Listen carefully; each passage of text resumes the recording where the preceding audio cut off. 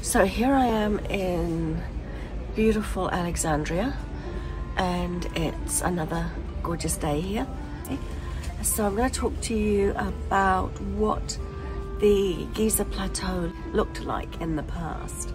So it's something that someone asked me while I was on the tour. To cover it fully, I'm going to have to address the time when the University of Chem first set up, and then later when the Great Pyramid was built, and later when the Great Pyramid was enlarged, and of course the addition of the two other main pyramids, and of course after that the terrible destruction that happened around the world, and a bit later the Great Pyramid being set up as a temple of healing. That was of course after we removed all the equipment. And then along came the dynastic Egyptians, and they took over and they turned it into a status symbol for a pharaoh. But they did a lot of work on it, and they did a beautiful job too. Anyway, and then of course after that it became a quarry, and then it became a tourist destination. So it's had many lives, really. That area, many lives. But let me start by explaining to you about my dream regressions. So if you're new to this channel, then it could come as a bit of a surprise to you, but I talk about a very long life that I led in a place called Tantal, and in Neath, and in Chem, and a few other places. We had a longevity drug, which meant that we didn't die of old age, we died of accidents, and of course that's how I died in my previous life. So if you're not used to previous lives discussions like that, then it's probably not the channel for you, but if you are interested in previous lives, I had a doozy, a really good one. So in this episode, I'm going to be talking about all the times that I actually lived in Chem, and what the Giza Plateau looked like during the various eras. The first time that I saw the Giza Plateau was when I started at Chem University. So that is the University of Applied Energy. So that means that it was everything to do with technology to utilize different types of energy. The first era was when the university was first established, the University of Applied Energy, and it was a small place. It had beautiful white stone polished floor and black stone polished floor. There were gleaming white steps going down the hill, and the buildings were not very tall, and a yellow pyramid, which wasn't really a pyramid, it was a pyramid base with a very large obelisk coming out of it. And that was the main source of energy, because we didn't need a lot of resources at that particular stage. And the Sphinx was just a piece of rock sticking up out of the ground, which we carved into the shape of a lion's head. There was also a piece of technology on top of the Sphinx's head, but that's another story altogether, which, I'd need to get into the technology, but it was basically a disc. But I'll come back to that in another episode. Now, I would like to point out at this juncture that the yellow pyramid obelisk was set at quite a way away from the actual university, and that was for safety. It was a safe energy generation object, but safety was always very high on the priority list. So it was not close to the Sphinx and the buildings of the university. Now the buildings, they were interesting because they weren't particularly high buildings, maybe 3 stories at the most, but the ones, whatever went up also went down. So a building would always have a shaft in it, or usually have a shaft in it. And the colours of the buildings, well, white, black and red was very popular because that was the colour of, those were the 3 colours of our home in Tantal. And the red wasn't that red, it was the rose granite red. So it wasn't red, but it was still very lovely. And when the stone is polished, it does make the place look extremely beautiful. All I could see that remained from that initial phase of Giza, the building, which I think is called the Valley Temple. Yeah, it's the one that's in front of the Sphinx, but just to one side. That, what is left of that, was the foundation of a building. The actual building's long gone, but that was the foundational base of it. And also there are lots of shafts on the Giza Plateau, and there was buildings on top of those shafts. So that's really all that remains. And yeah, I think that one building in front of the Sphinx is the best example because you can still see places where the red granite had been, that sort of thing. So you can get almost a feel for what it used to look like.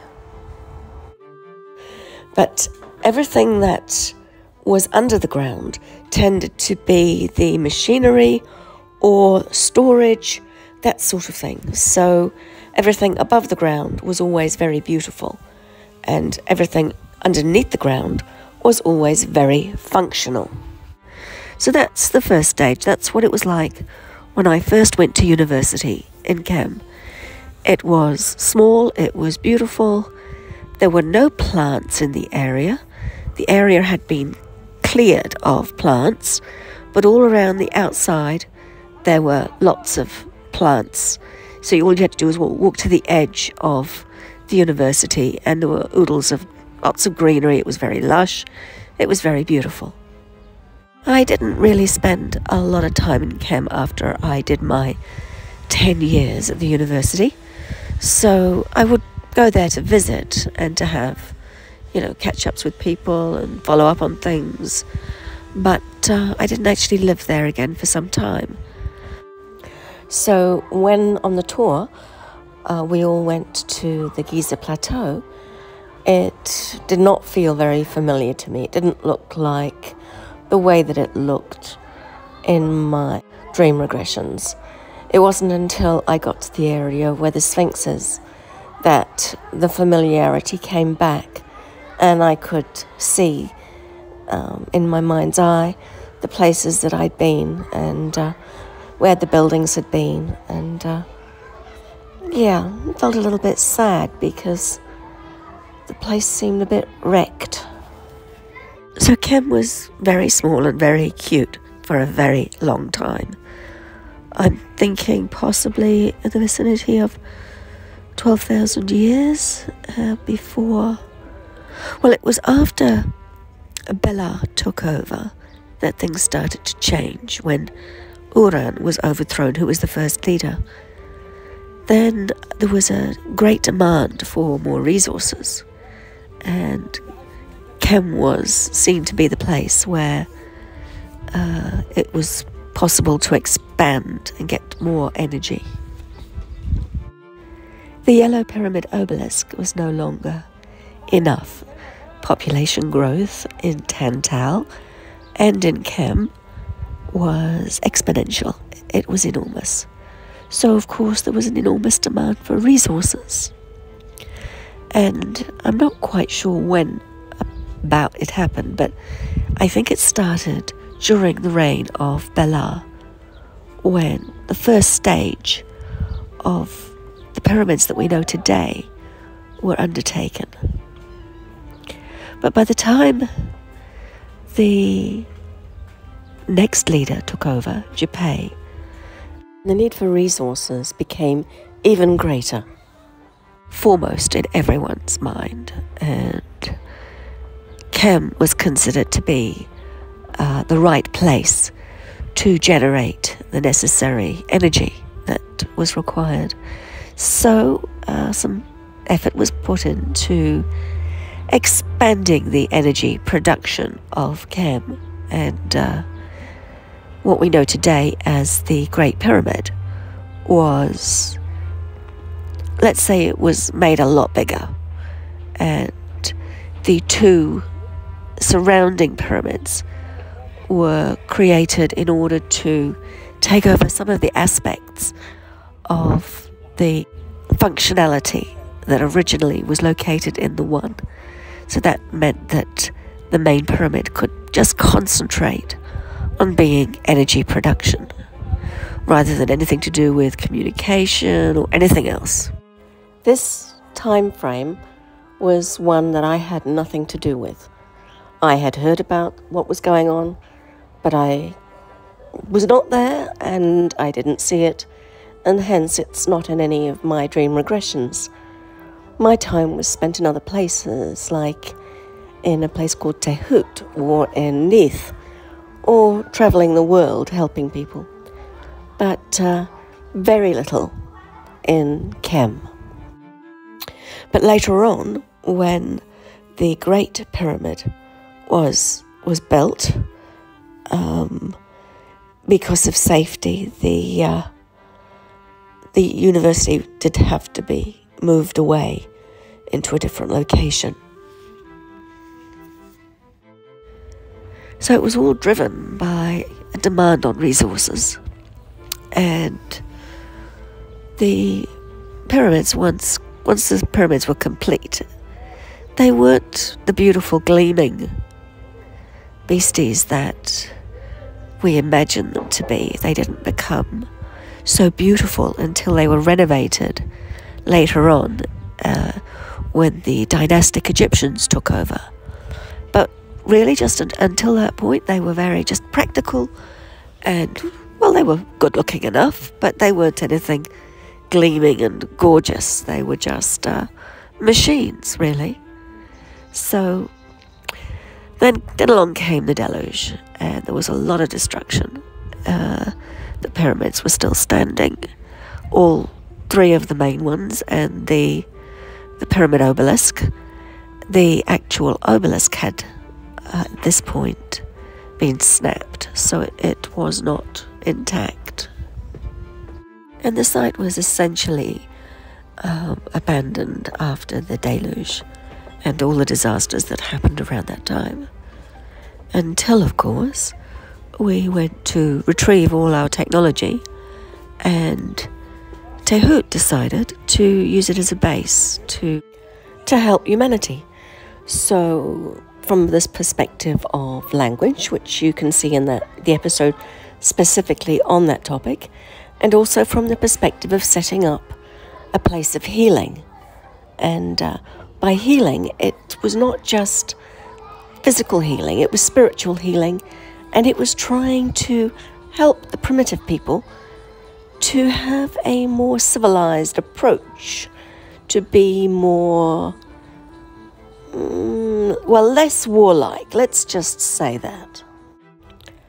After Tehut passed away, not a lot happened for a while, and then the dynastic Egyptians got to a point where they took an interest in the area, and they decided that it was a wonderful status symbol. So they put a lot of effort into making the area their own, and that's when it became an acropolis. And that's also when the beautiful Tura limestone casing was placed on the Great Pyramid, and it gleamed like a beautiful white shining thing. So I think that's when it actually would have looked the best. The dynastic Egyptians built walkways and took all the rubble from all the buildings that we had there and made them into other buildings, and basically just tried to make the whole area their own. And sadly, they did a bit of carving on the Sphinx, which is a bit not as attractive as it might have been. But the Sphinx was damaged anyway, so they really were trying to make it look better. So I guess that really is the majority of what I can tell you about the Giza Plateau. Most of my detailed memories are from a very early period, so I can really only gloss over the later stages, and I really have not much to say about the time after the dynastic Egyptians, mainly because, of course, I had died at that stage, so my past life was over, so not much I can tell you after that. But it is kind of sad that the place was used as a quarry to build Cairo, and when you think about it, they spent quite a long time taking the stone from Giza to build places in Cairo, and yet they didn't manage to take very much when it came to the pyramids, because we're talking something massive. And anyway, the other thing I wanted to comment on is that the yellow pyramid is the one that I'm searching for the stone for. I am fairly sure that it was still around in the last 500 years, based on some of the research that I've been doing on the subject. So, it's been used somewhere in Cairo, and I'd really like to find the stone because it's very unusual. It's very yellow, and it's extremely beautiful, and I'm absolutely positive I would recognize it if I saw it. So one of my objectives of this trip was to try to find that yellow stone. But so far, I haven't had the time to spend in Cairo to do that search. But hopefully I will before I finish this trip. So that's it for this episode. I hope it gives you a reasonable perspective on what the Giza Plateau actually looked like, especially at the very start of when Kim became the University for Applied Energy, because it was so beautiful. It was such a lovely place to study, and it was small and beautiful, and I can remember it so clearly. I can remember it like it was yesterday. But I'm going to call it a day on this episode now, and I hopefully will be able to get some more episodes out of the things that I've seen while I've been here in Egypt, because I've still got lots of material to get through and lots of things that I've found along the way. But I wanted to sort of compile them and put them all together in logical order.